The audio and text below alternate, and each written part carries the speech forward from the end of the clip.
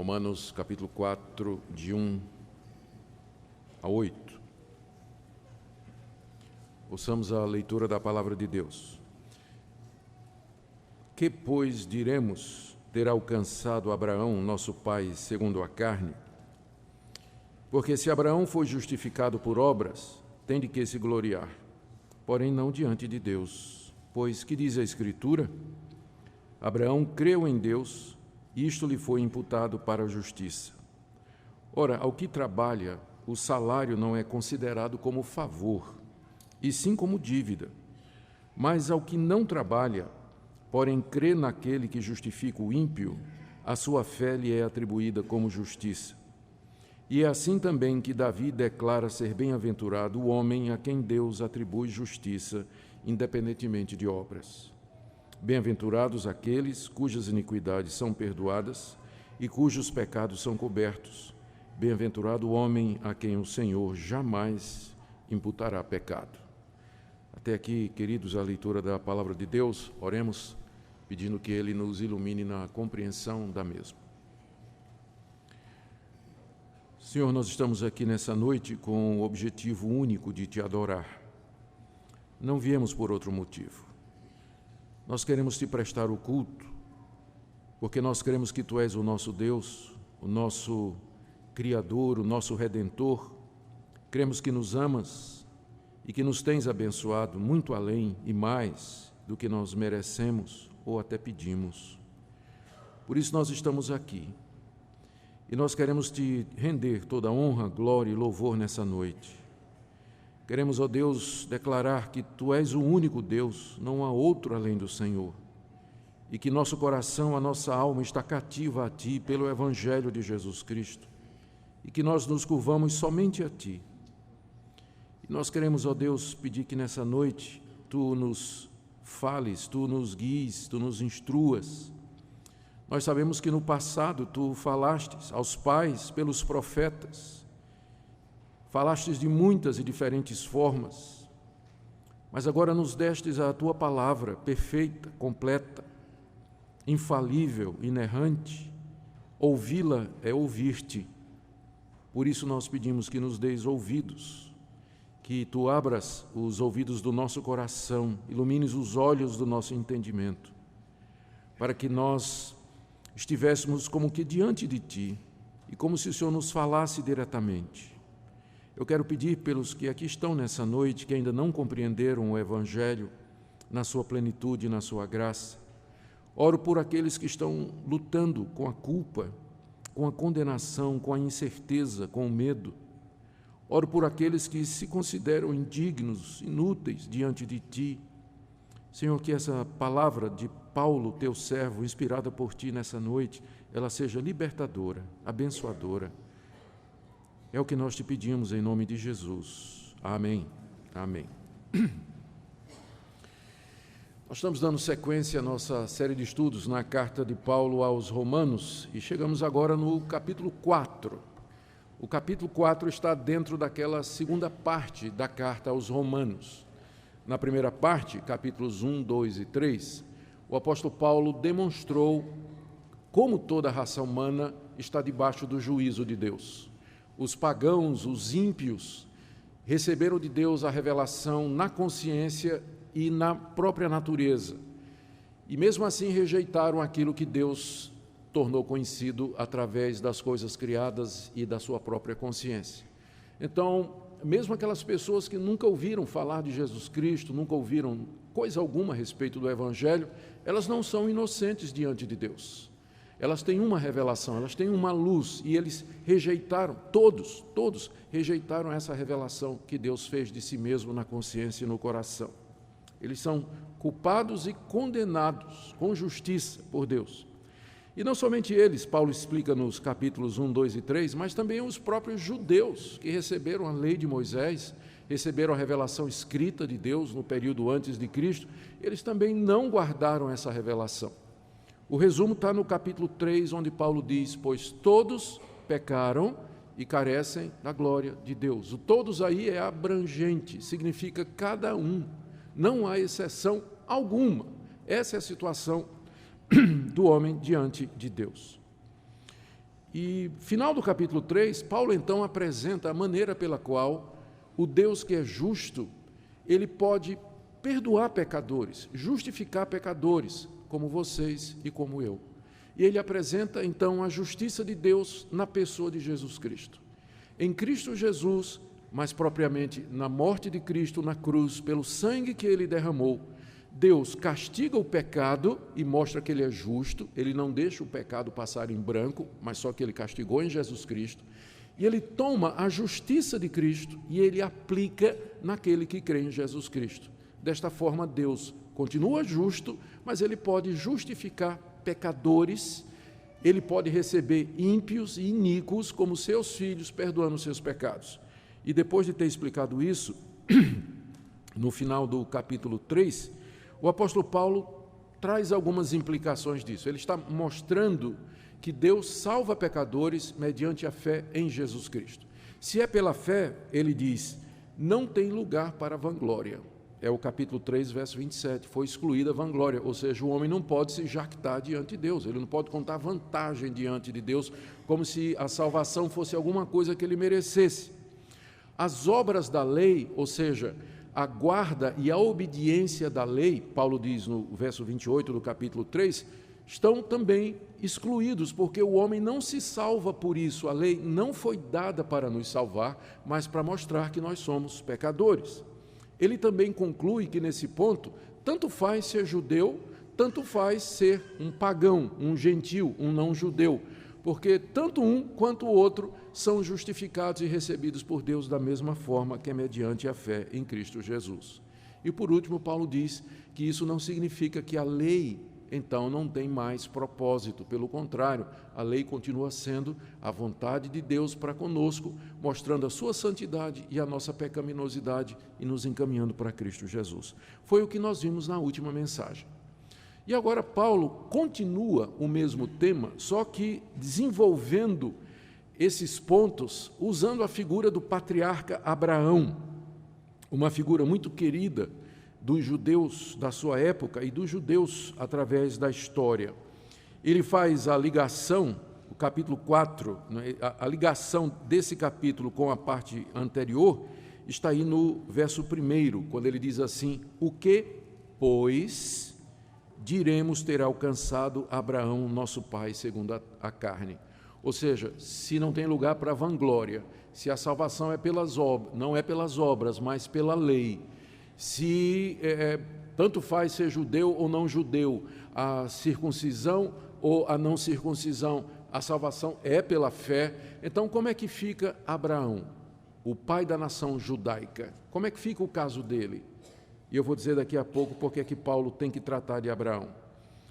Paulo responde à pergunta de Abraão, a respeito de Abraão, como é que fica então esse patriarca à luz de tudo isso, dizendo que ele também foi justificado não por obras, mas o próprio pai da nação judaica, ele foi considerado justo por Deus, não por nada que ele tivesse feito, mas pela fé que ele teve em Deus. Ele mostra isso nos versos de 1 a 8, que são os versos que eu acabei de ler, que nós vamos expor nessa noite. Em seguida ele diz que os beneficiários dessa fé de Abraão, quem se aproveita disso? Quem é que sai lucrando com isso? É tanto os judeus como os gentios. Eles são descendentes de Abraão pela fé. Somente os que creem como Abraão creu, está no verso 9 a 12. Depois ele diz que a lei que foi dada 400 anos depois de Abraão não anulou a maneira como Abraão foi salvo, que foi pela fé. E ele termina explicando a natureza da fé de Abraão, em que Abraão creu, como é que ele creu, e ele faz uma aplicação para nós. Então, esse é o assunto do capítulo 4. Hoje à noite nós vamos ficar só com os 8 versículos iniciais, onde o apóstolo Paulo mostra que Abraão foi justificado pela fé e não por obras da lei. Então, eu queria que você mantivesse sua Bíblia aberta, você vai seguindo, você vai conferindo, porque o que nós queremos é, de fato, que a palavra de Deus nos fale, não palavra de homem. O objetivo do pregador é ensinar a palavra de Deus ao povo de Deus e não ficar falando da sua própria cabeça, da sua própria inteligência, mas explicar o que é que a palavra de Deus está dizendo. O que o povo precisa hoje é de pastores que ensinem Bíblia para eles, porque a autoridade da igreja não é o cargo de pastor, bispo, apóstolo, qualquer outra coisa, mas a autoridade é da palavra de Deus. É a palavra de Deus que muda, que edifica, que transforma, que consola, que indica o caminho. E é isso que nós queremos fazer e é isso que essa igreja deseja ser, uma igreja centrada na palavra de Deus, onde ela seja nosso guia e direção. Agora, se o que é ensinado aqui é a palavra de Deus, está com vocês obedecer ou não. Vocês estão ouvindo a palavra de Deus, ela está sendo explicada. Não é coisa do tipo assim, o pastor está dizendo isso, mas eu tenho uma opinião diferente. Se a Bíblia está sendo explicada com clareza, e é óbvio, é autoevidente, quando ela é explicada com clareza, está aqui, todo mundo está vendo.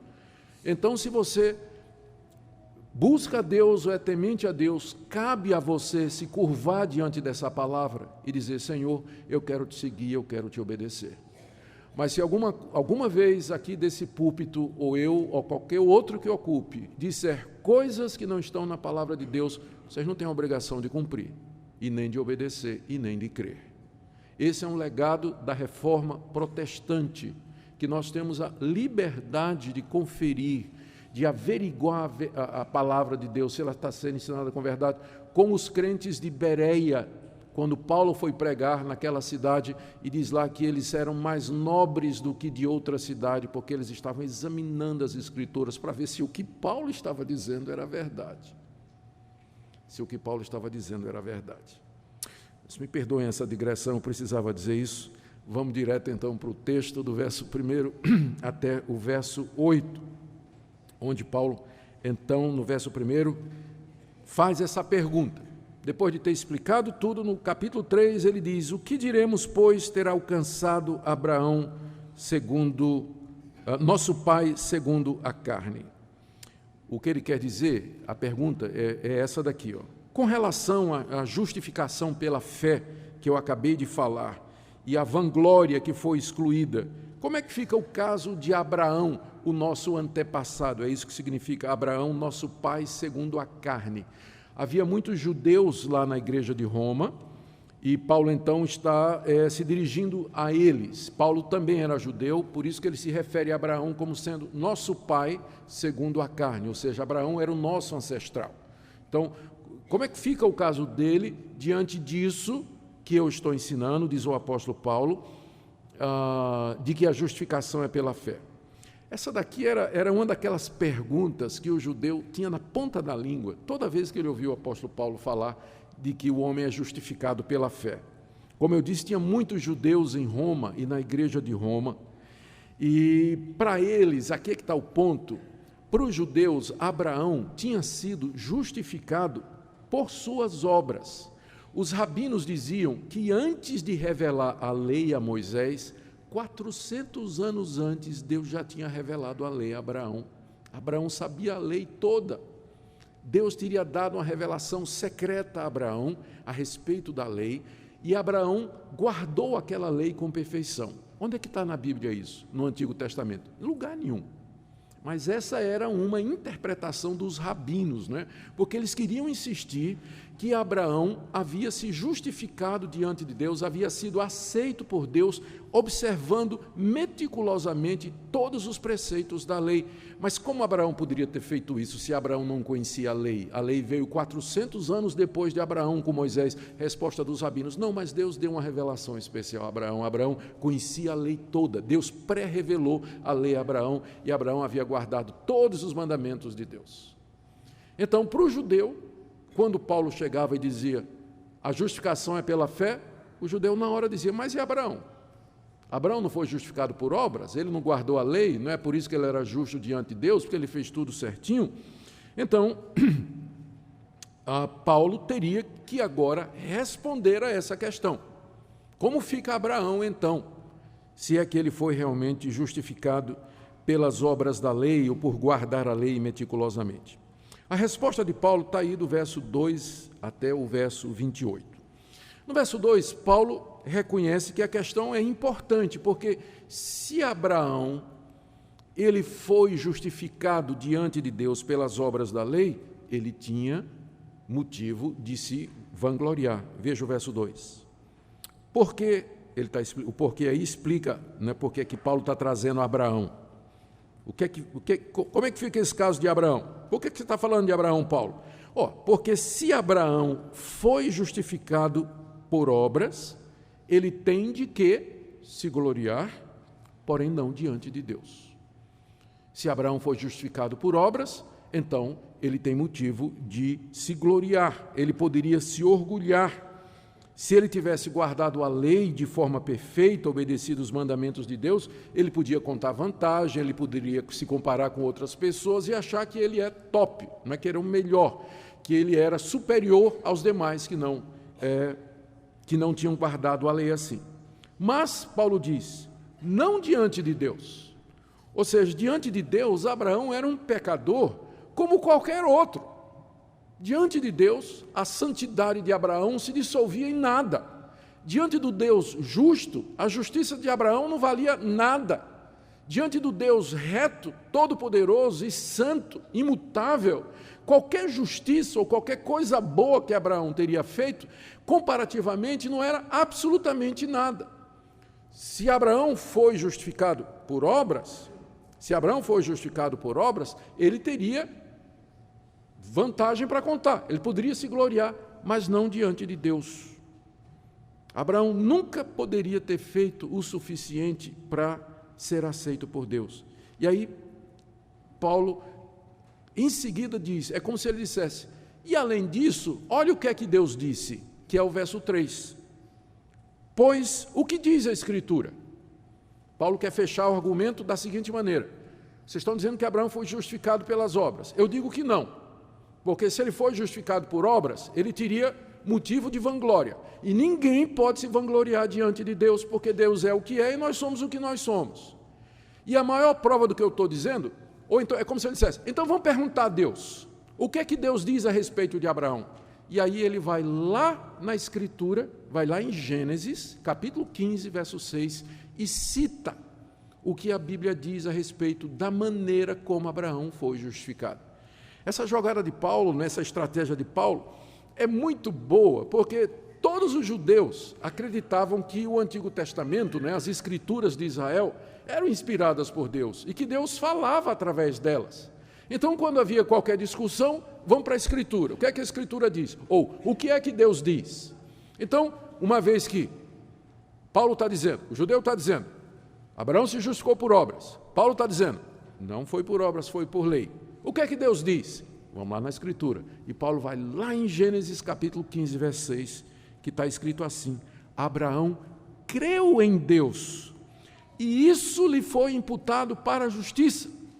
Não dizia Abraão cumpriu as obras da lei, e isso lhe foi imputado para a justiça. Não diz Abraão obedeceu a Deus, e isso foi imputado para a justiça. Não diz também Abraão guardou todos os preceitos, legislações e normas da lei, isso lhe foi imputado para a justiça. Mas diz o quê? Abraão creu em Deus, e Deus o considerou justo a partir da fé que ele teve. Vamos lembrar em que situação isso aconteceu para que fique claro o argumento do apóstolo Paulo. A história de Abraão é muito conhecida. Abraão era um pagão que morava lá na Mesopotâmia, e um dia Deus lhe apareceu e mandou ele sair de lá e fez promessas. Disse, eu vou te dar uma terra, vou te dar um filho, vou te dar filhos, vou te dar uma descendência, e em ti serão benditas todas as nações da terra. Virá um descendente teu em quem eu vou abençoar todas as nações do mundo. Sai de onde você está e vem para a terra que eu vou te dar. Isso foi lá em Gênesis capítulo 12. Abraão saiu, veio embora. A mulher de Abraão, Sara, era estéril. Eles não tinham filhos. Mas Deus prometeu, Abraão creu e partiu. O tempo passou. O tempo foi passando, Abraão peregrinou pela terra, foi morar no Egito, saía mudando de lugar em lugar, estendia sua tenda ali, acolá, fazia um altar aqui, um altar acolá, e nada da promessa se cumprir, porque a promessa de que ele herdaria a terra e teria uma descendência numerosa, e um filho dele seria o canal de bênção para o mundo todo, dependia dele ter um filho com a mulher dele. Só que o tempo estava passando, Sara era estéril, eles estavam ficando idosos, e chegou um momento que Abraão, como é que vai ser isso aí, essa promessa, Senhor? E uma noite Deus apareceu a Abraão, está aqui em Gênesis capítulo 15. Deus apareceu a Abraão e voltou a dizer: Abraão, a tua recompensa vai ser muito grande, a tua descendência vai ser abençoada. E Abraão disse: Senhor, como é que vai ser isso? Porque eu estou ficando velhinho, a minha esposa também está ficando velhinha, já era, né? Eles já eram bem avançados de idade, ela é estéril, eu estou começando a achar que quem vai herdar tudo isso aqui é o filho do meu mordomo. E aí Deus disse: vem cá. Levou Abraão para fora da tenda, a gente imagina que isso foi na tenda dele, porque em seguida Deus disse: olha as estrelas do céu, conta as estrelas, se é que podes, assim será a tua descendência, Abraão, assim será a tua descendência. E aí diz o texto que Abraão creu em Deus, e aquilo lhe foi imputado, registrado, creditado, considerado como justiça. Nada que ele tinha feito, mas que ele creu na promessa de Deus. Vocês percebem como a fé de Abraão é semelhante à nossa? Porque, num certo sentido, aliás, em que é que Abraão creu? Ele creu que Deus mandaria alguém em quem seriam benditas todas as nações da terra, alguém de toda aquela descendência numerosa, que é a mesma coisa que nós fazemos hoje. A diferença é que Abraão creu que Deus haveria de mandar o descendente que abençoaria todas as nações. Ele olhava para o futuro e ele creu, mesmo que ele não tinha filhos ainda. É a mesma coisa nós olhamos para trás, nós não vimos Jesus Cristo, mas nós cremos que ele já veio, que é o filho de Abraão, em quem todas as nações da terra são e serão benditas. Ou seja, nós que cremos em Jesus Cristo, somos os herdeiros espirituais de Abraão, cremos da mesma forma que ele creu em Deus. Isso lhe foi atribuído como justiça, lhe foi creditado como justiça. Portanto, voltando agora ao argumento de Paulo, o próprio Deus é quem diz que Abraão recebeu a justiça, ele foi justificado, perdoado dos seus pecados, aceito por Deus, pela fé que ele teve na palavra de Deus e nas promessas de Deus, e não por alguma coisa que ele tivesse feito meritória. Então, é isso que ele está fazendo aqui no verso 3. E depois de ter mostrado isso, Paulo agora, ele faz um contraste, versos 4 e 5, entre aquilo que os judeus estavam dizendo a respeito de Abraão e aquilo que Paulo, estava ensinando. O que ele faz é um contraste entre dois sistemas de salvação. E eu queria que você prestasse atenção aqui, porque esse resumo é claríssimo e nos ajuda a entender que só tem dois tipos de religião no mundo. Dois tipos. A primeira era aquela religião que os judeus estavam insistindo, que o homem é justificado diante de Deus por aquilo que ele faz. Deus me aceita com base no que eu mereço.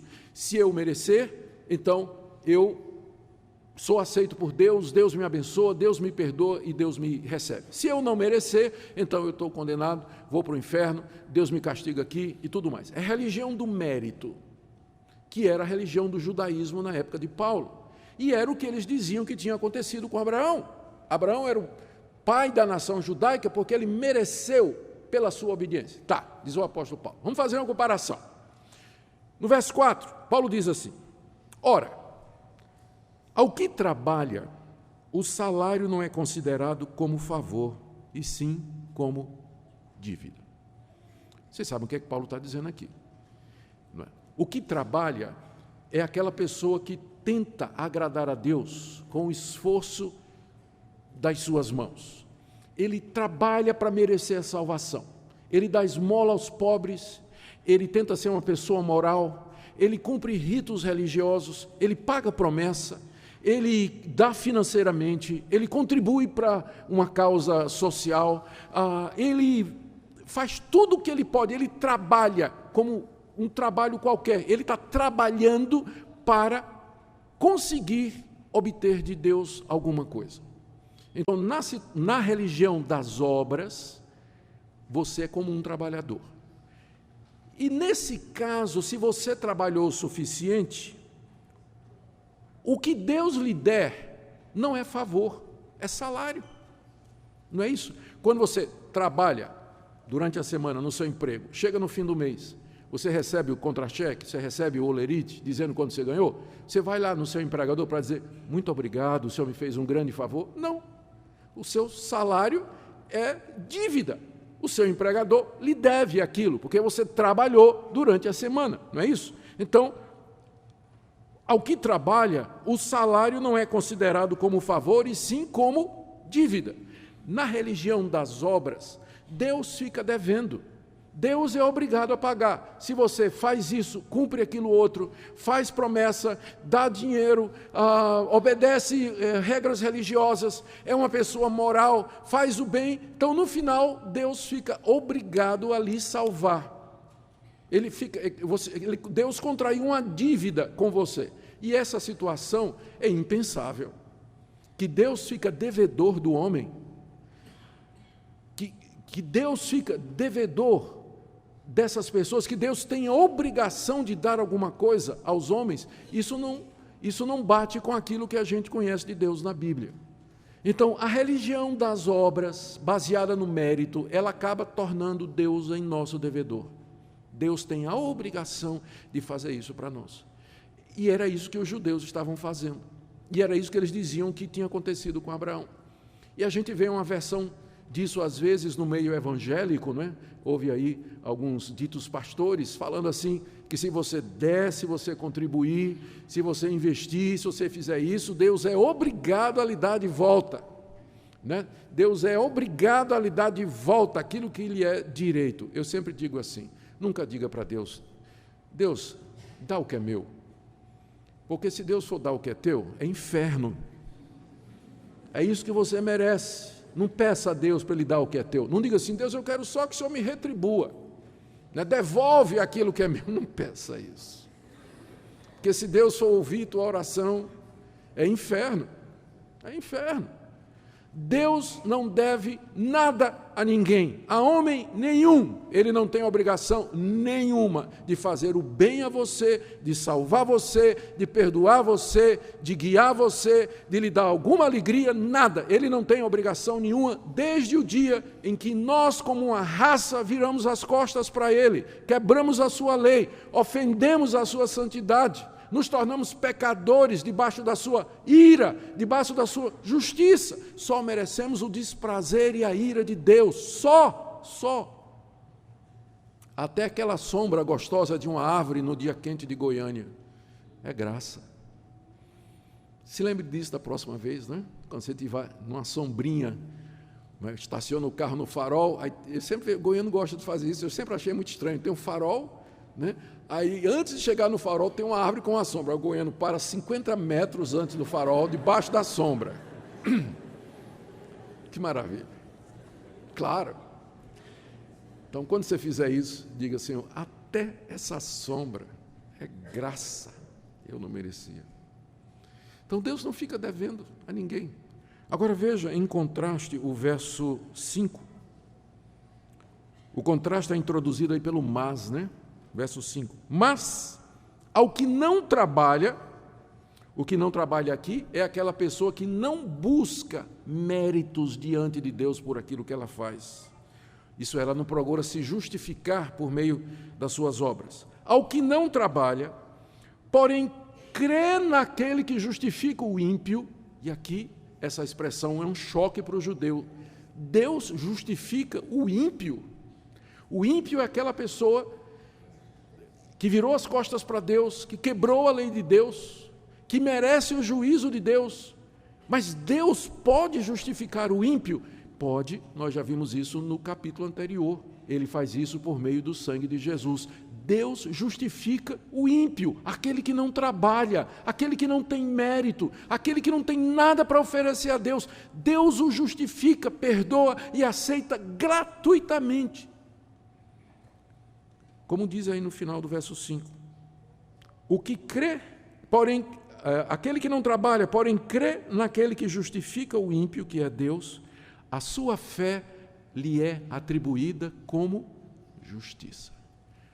Qual é a minha justiça? Ela não é própria, mas ela é recebida mediante a fé. A minha justiça é a justiça de Jesus Cristo. É uma justiça alheia, é uma justiça de outro. Como é que ela me chega? Chega pela fé, quando eu creio em Deus e nas suas promessas. É dessa forma que Abraão foi justificado. Pela justiça do seu descendente Jesus Cristo. Foi imputada a Abraão a justiça de Cristo milhares de anos antes do próprio filho chegar, centenas de anos antes do seu próprio filho chegar. Ao que não trabalha, porém crê naquele que justifica o ímpio, a sua fé lhe é atribuída como justiça. Então, Paulo aqui fechou a questão com relação a Abraão, mas ele ainda acrescenta mais um argumento. E agora ele, para fechar, ele traz um outro homem de Deus do Antigo Testamento, considerado herói também, e um grande exemplo para a nação de Israel, que é Davi. Sem dúvida nenhuma, Abraão e Davi são as duas personagens mais conhecidas do Antigo Testamento. Naquela época para os judeus e até para nós no dia de hoje. Então, primeiro Paulo respondeu o caso de Abraão. Abraão foi justificado pela fé, não foi por obras. Mas Deus lhe imputou justiça pela fé. E no caso de Davi, Paulo diz do mesmo jeito. Do mesmo jeito. Verso 6. É assim também que Davi declara ser bem-aventurado o homem a quem Deus atribui justiça independente de obras. E aí Paulo cita o Salmo 32, que foi escrito por Davi. Quando é que Davi escreveu esse salmo? Vamos mais uma vez lembrar um pouquinho da história bíblica. Esse salmo foi escrito pelo rei Davi como expressão do seu arrependimento, depois que ele adulterou com a mulher de um general do seu exército. A mulher era chamada Batseba. Davi a levou para casa e se deitou com ela quando o general estava no campo de batalha. Quando a mulher disse a Davi, eu estou grávida, Davi mandou trazer o general para deitar-se com ela, para depois dizer que o filho era do general. O general não... comandante lá não caiu nessa, disse, não vou me deitar com minha mulher, não, quero voltar para a guerra, Israel está guerreando, é lá que eu tenho que estar. E quando Davi viu que não ia ter jeito, mandou matar o marido, mandou matar Urias, era o nome do marido de Batseba. Um dia Deus mandou o profeta Natã, que repreendeu Davi, e mostrou a Davi como ele tinha ofendido a Deus, como ele era iníquo, como ele era ímpio, como ele tinha cometido iniquidade diante de Deus. E Davi se arrependeu profundamente diante de Deus. Se quebrantou diante de Deus, se arrependeu profundamente. E como prova dessa expressão, e como expressão externa desse quebrantamento que ele teve, 2 salmos foram escritos por Davi. Primeiro, o Salmo 51, onde é bem mais explícito, e segundo, o Salmo 32, que expressa o sentimento de Davi, e como ele se arrependeu e como ele buscou o perdão de Deus. E o Salmo começa com esses 2 versículos, bem-aventurados aqueles cujas iniquidades são perdoadas. Davi está falando dele mesmo. E cujos pecados são cobertos, bem-aventurado o homem a quem o Senhor jamais imputará pecado. Ou seja, Davi está dizendo aqui nesse Salmo, feliz é a pessoa cujas iniquidades são perdoadas por Deus. Feliz é a pessoa cujos pecados são cobertos. A palavra coberto nos lembra do que nós vimos na mensagem anterior, aquela tampa da arca chamada propiciatório, que cobria a lei que nos condena e onde era derramado sangue. Então, nesse sentido, o pecado é coberto pelo sangue que é derramado sobre a tampa da arca, e dentro estava a lei que condena. Então, feliz é aquele homem cujos pecados são cobertos pelo sangue derramado. Feliz é aquele, veja o final do verso 8, o homem a quem Deus jamais vai atribuir pecado. A quem Deus jamais vai atribuir pecado. Existe felicidade maior do que essa, meus irmãos? Ser alguém a quem Deus jamais vai atribuir pecado, considerar pecado, imputar o pecado e, portanto, condenar e castigar. Por isso que Davi diz, feliz é a pessoa que chega nessa situação. É a maior felicidade do mundo. Pode faltar pão, pode faltar casa, pode faltar transporte, educação, pode faltar tudo. Mas feliz é a pessoa que tem o perdão de pecados, as iniquidades cobertas e a quem Deus não imputa mais a culpa pelos seus pecados. Essa é a base da verdadeira felicidade. Por isso, tanto faz ser rico, tanto faz ser pobre. Sem Cristo, nenhum desses estados vai nos satisfazer ou nos destruir, ou nos elevar diante de Deus, porque é em Cristo que nós encontramos a resposta para a questão maior da vida, como é que eu me justifico diante de Deus.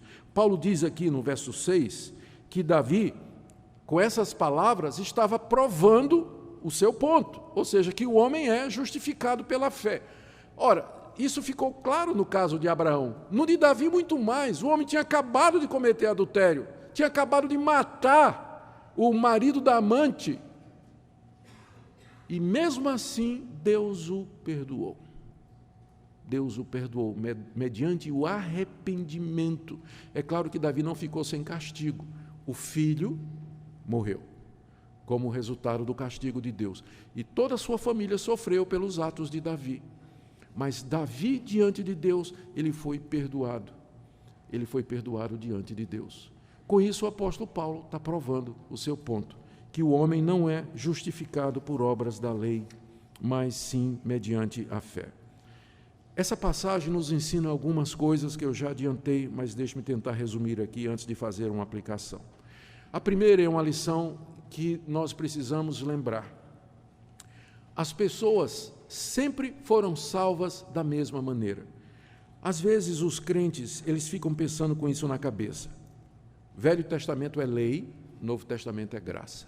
No Antigo Testamento as pessoas se salvavam guardando a lei. No Novo Testamento elas são salvas mediante a graça. Gente, nunca foi assim. As pessoas no Antigo Testamento, elas foram salvas exatamente da mesma maneira que as do Novo Testamento e que nós somos salvos hoje, pela fé em Jesus Cristo. Sempre foi, Deus nunca atribuiu justiça a ninguém com base no mérito, porque nunca teve ninguém no Antigo Testamento, ou no Novo, ou hoje, que merece alguma coisa de Deus. Então a salvação é graça, é favor de Deus, não é dívida, não é salário, Deus não está devedor de ninguém. Então no Antigo Testamento era do mesmo jeito, Abraão foi salvo pela fé no seu filho que haveria de vir. Davi foi perdoado pela fé nas promessas de Deus, que ele canta nos Salmos, a misericórdia de Deus o tempo todo. Os grandes homens e mulheres de Deus do Antigo Testamento, Isaías, Daniel, Ezequiel, todos os heróis da fé, eles foram salvos mediante a confiança nas promessas de Deus, só que eles criam olhando para o futuro, no Messias que haveria de vir. E nós agora cremos olhando para o passado, no Messias que já veio, mas sempre foi pela graça, nunca foi por mérito, nem no Antigo, e nem no Novo, e nem agora. Sempre foi pela graça de Deus. Segunda lição que nós podemos tirar aqui é que tanto gente de vida moral elevada como Abraão, quanto gente que cometeu pecados gravíssimos como Davi, eles são justificados por Deus na mesma base, o sacrifício de Cristo Jesus. Tanto Davi, tanto Abraão, que era o símbolo da moralidade de uma vida com Deus, como Davi, que infelizmente é muito lembrado pelo seu pecado e pelos seus crimes, tanto um quanto o outro. Eles foram aceitos por Deus exatamente na mesma base, porque a moralidade de Abraão nunca foi suficiente para justificá-lo diante de Deus, e o pecado de Davi nunca foi tão grave a ponto de afastá-lo da graça e da misericórdia de Deus. Então, é para todos nós, quem quer que você seja, é pela graça, mediante a fé em Jesus Cristo, não tem nenhuma outra base. Por isso, a salvação, a justificação, o perdão de pecados, não é alguma coisa que você vai ganhar, fazendo promessa a santo, fazendo peregrinação, pagando dívida, voto que você fez, fazendo campanha, baseado na sua moralidade. Não. Porque então Deus seria obrigado a você, Deus teria que lhe dar o seu salário, Ele ficaria devendo a você e Ele não faz isso. Não, sempre é pela graça.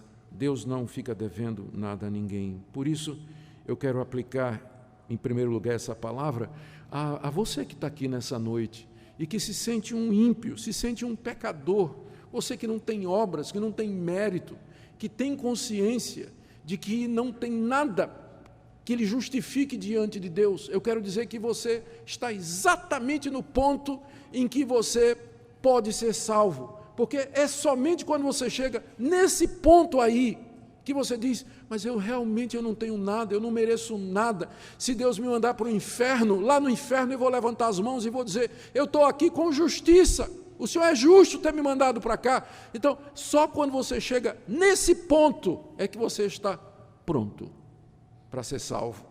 Mas enquanto você achar que você ainda merece alguma coisa, que Deus tem que lhe dar alguma coisa, que Deus lhe é obrigado a lhe dar alguma explicação, satisfação, favor, então você ainda está preso nessa armadilha que é a tentativa de se justificar por obras, por merecimento, por alguma coisa.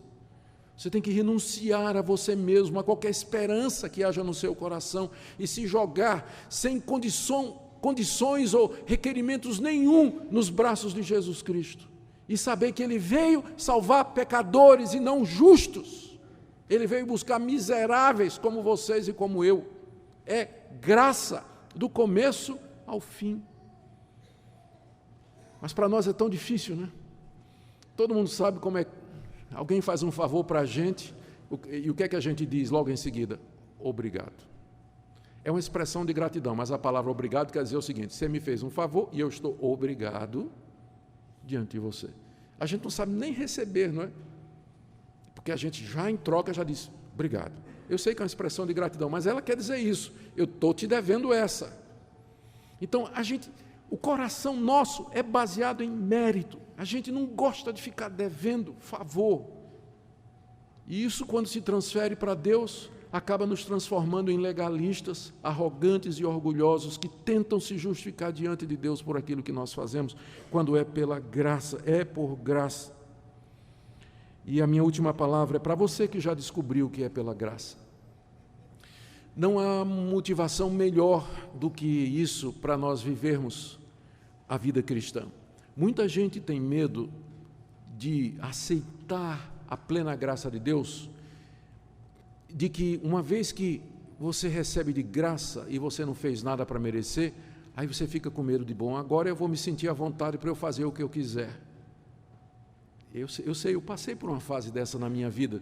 Não, mas se eu aceitar a graça de Deus na minha vida, então eu não sou salvo por nada que eu faço, não é pelo meu merecimento, será que isso não vai me levar a relaxar, que aí eu vou pecar à vontade e tudo mais?